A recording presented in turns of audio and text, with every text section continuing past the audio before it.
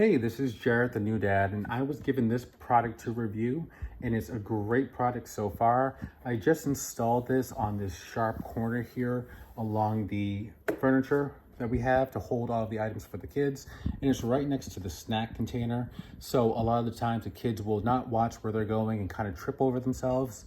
And the last thing I want is for them to hit their head on a sharp corner. So this thick padding does a really good job of preventing that or reducing the risk of them hurting themselves. So it's held on here with an adhesive, which is great. And it doesn't go anywhere. It's actually two pieces. There's a corner piece right here that I adhered and then stuck it underneath here as well. And it's not causing the furniture to be wobbly or anything. It just sits right there on the ground.